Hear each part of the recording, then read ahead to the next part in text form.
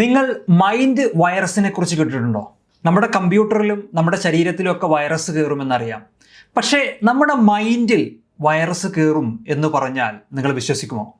ഞാൻ മാറൂസിയം, your bio hacker. ഇന്ന് നമ്മൾ ഡിസ്കസ് ചെയ്യാൻ പോകുന്നത് നമ്മുടെ മൈൻഡിൽ വൈറസ് കയറുന്നതിനെ കുറിച്ചിട്ടാണ്.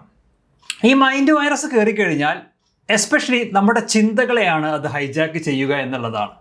എക്സാമ്പിൾ പറഞ്ഞു കഴിഞ്ഞാൽ, ഇന്നത്തെ കാലത്ത് മിക്ക ആളുകളുടെയും ഒരു മൈൻഡ് സെറ്റ് എന്ന് പറയുന്നത് ഒരു 30 to 40 years ഒക്കെ ആയിക്കഴിഞ്ഞാൽ, ഒരു 30-40 വയസ്സൊക്കെ ആയിക്കഴിഞ്ഞാൽ നമുക്ക് ഡയബറ്റീസും ഫാറ്റി ലിവറും ക്യാൻസറും ഒക്കെ ഇങ്ങനെയുള്ള എല്ലാ അസുഖങ്ങളും വരും. ഇതൊരു നോർമലാണ് എന്നുള്ളതാണ് ഈ മൈൻഡ് വൈറസ് കയറിക്കഴിഞ്ഞാൽ നമുക്കൊക്കെ ഉണ്ടാകുന്ന ഒരു ചിന്ത. ഒരു എക്സാമ്പിളാണത്. ഇങ്ങനത്തെ പല തോട്ട് പ്രോസസ്സുകൾ ഉണ്ടാവും ഈ മൈൻഡ് വൈറസ് കയറിക്കഴിഞ്ഞാൽ. എന്നോട് പല ആളുകളും ചോദിക്കാറുണ്ട്, മാറൂഫേ, നമ്മളിങ്ങനെ ഒരു സർട്ടൈൻ ലൈഫ് സ്റ്റൈലൊക്കെ ഫോളോ ചെയ്യേണ്ടതുണ്ടോ? നമുക്ക് ഇഷ്ടമുള്ളതുപോലെ ജീവിച്ചാൽ പോരെ? എന്നാണെങ്കിലും നമ്മളൊരു ദിവസം മരിക്കും. ഇതൊക്കെ ഈ മൈൻഡ് വൈറസ് നമ്മുടെ മൈൻഡിൽ കയറിയാൽ ഉണ്ടാകുന്ന തോട്ട് പ്രോസസ്സാണ്. ഞാൻ ഈ വീഡിയോ ഇവിടെ റെക്കോർഡ് ചെയ്യാനുള്ള വൺ ഓഫ് ദ റീസൺസ് എന്ന് പറയുന്നത്, എനിക്ക് പല ഗ്രൂപ്പുകളിലായിട്ട്, സോഷ്യൽ മീഡിയ ഗ്രൂപ്പുകളിലായിട്ട്, എസ്പെഷ്യലി വാട്സപ്പ് ഗ്രൂപ്പുകളൊക്കെ ആയിട്ട് ഒരു ഫോർവേഡ് മെസ്സേജ് കുറച്ചധികം ഇങ്ങനെ വന്നു തുടങ്ങി. എനിക്ക് നമ്മുടെ സ്റ്റുഡൻസും നമ്മുടെ ഫ്രണ്ട്സും ആയിട്ടുള്ള പല ആളുകളും ഈ മെസ്സേജ് എനിക്ക് ഫോർവേഡ് ചെയ്യുകയും ചെയ്തു. സോ ഈ മെസ്സേജ് എന്താ നമുക്കൊന്ന് നോക്കാം. ഈ മെസ്സേജ് ഒരു പക്ഷേ നിങ്ങൾക്ക് കിട്ടിയിട്ടുണ്ടാകും. ഈ മെസ്സേജ് ഇങ്ങനെയാണ്: നിങ്ങൾക്ക് ഇഷ്ടപ്പെട്ടതെല്ലാം കഴിക്കുക, കാരണം നിങ്ങൾ എന്നായാലും ഒരു ദിവസം മരിക്കും.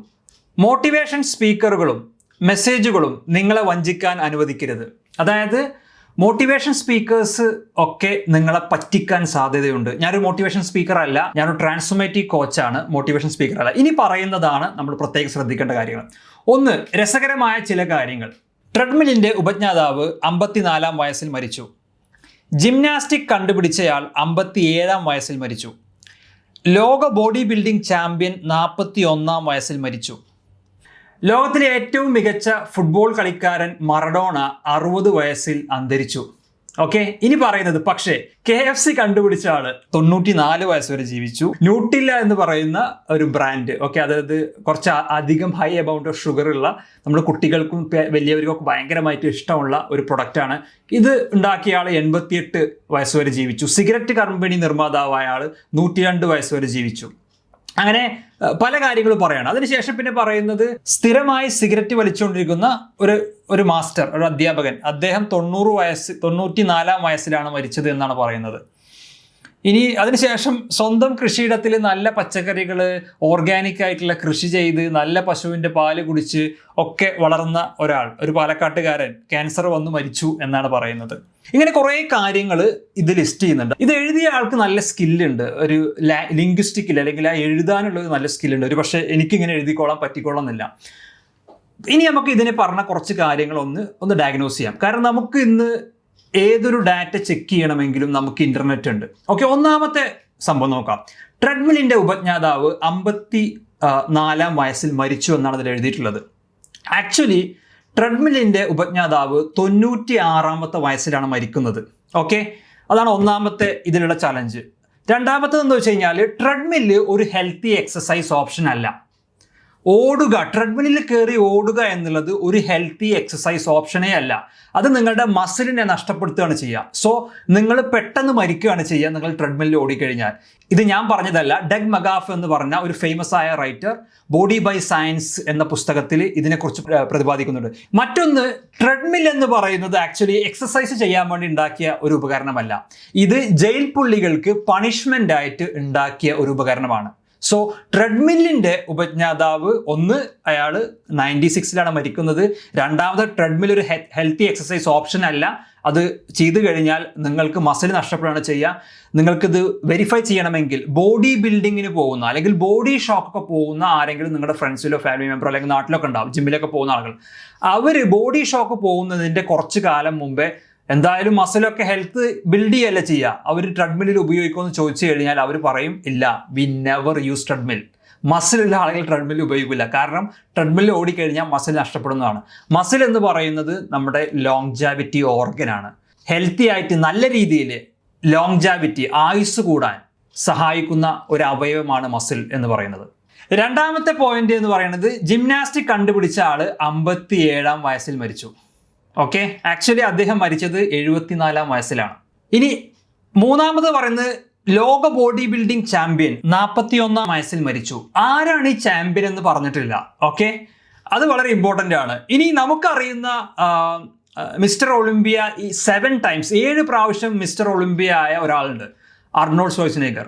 ടെർമിനേറ്റർ എന്ന് പറഞ്ഞ മൂവിയിൽ നമ്മളെ ഭയങ്കരമായിട്ട് കോരിത്തരിപ്പിച്ച അർണോൾഡ് ഷ്വാർസ്നെഗർ, ഇദ്ദേഹം ഇന്നും ജീവിച്ചിരിക്കുന്നുണ്ട്. അദ്ദേഹത്തിൻ്റെ ഇപ്പോഴത്തെ വയസ്സെന്ന് പറയുന്നത് 77 ആണ്. ഓക്കെ, 7 ടൈംസ് മിസ്റ്റർ ഒളിമ്പിയ ആയ മിസ്റ്റർ വേൾഡ് ആയ ഒരാളാണ്. ഓക്കെ, അദ്ദേഹം ഇപ്പോഴും ജീവിച്ചിരിക്കുന്നുണ്ട്. 77 ഇയേഴ്സ് ഓൾഡ് ആണ്. ഇപ്പോഴും അദ്ദേഹം വെയിറ്റ് ലിഫ്റ്റ് ചെയ്യുന്നുണ്ട് എന്നുള്ളതാണ്.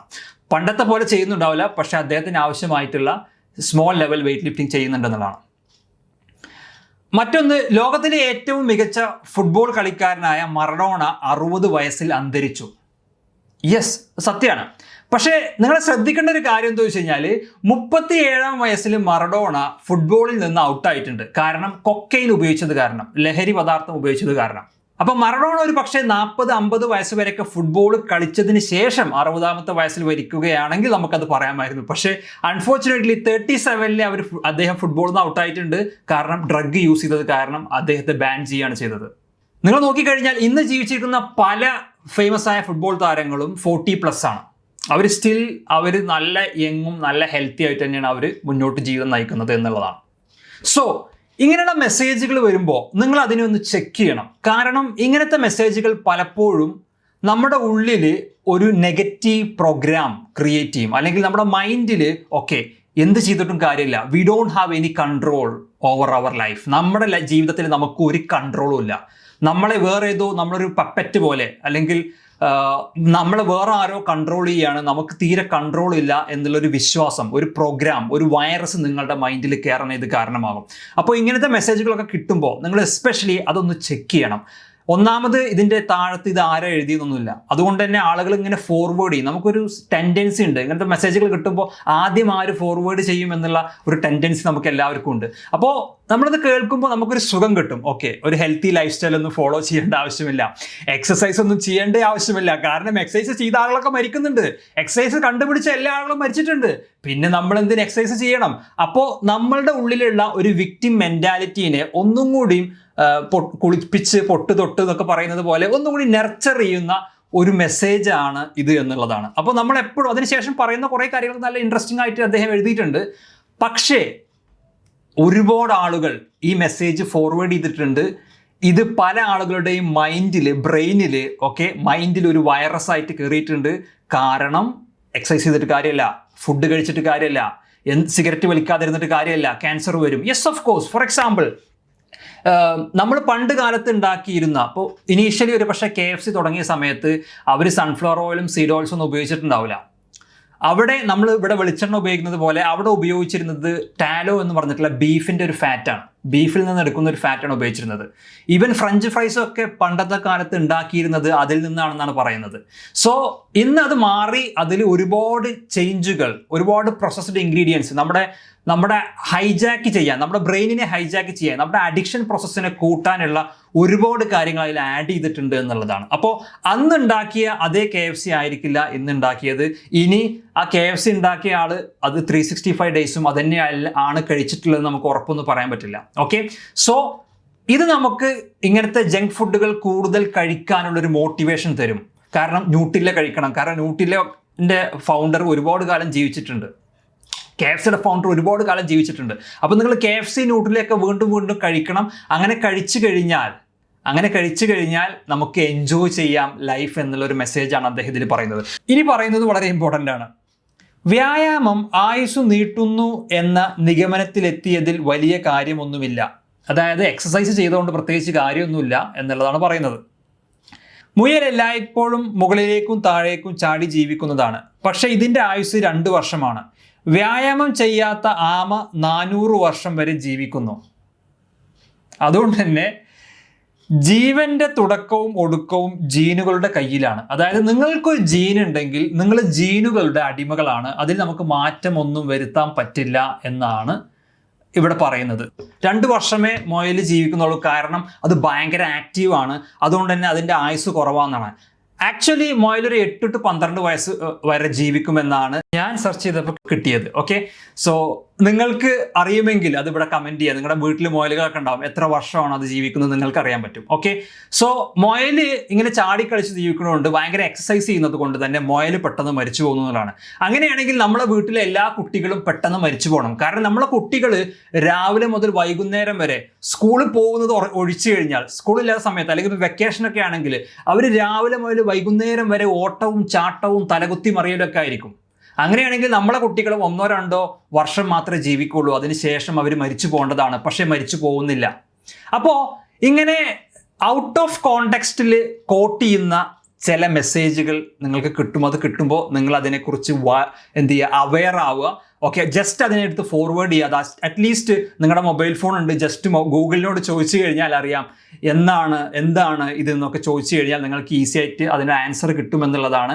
സോ ഇങ്ങനത്തെ മെസ്സേജുകൾ നിങ്ങളുടെ മൈൻഡിൽ ഒരു വൈറസിനെ ക്രിയേറ്റ് ചെയ്യും. ആ വൈറസ് നിങ്ങളുടെ ചിന്തകളെ ഹൈജാക്ക് ചെയ്യുമെന്നുള്ള ബോധം നിങ്ങൾക്ക് ഉണ്ടാവണം. സോ ഈ മെസ്സേജ് നിങ്ങൾക്ക് അയച്ചു തന്ന ആളുകൾക്ക് ഈ വീഡിയോ നിങ്ങൾ ഷെയർ ചെയ്യുക, ആ ഗ്രൂപ്പിലോട്ട് നിങ്ങൾ ഷെയർ ചെയ്യുക. Okay, thank you so much. Good bye.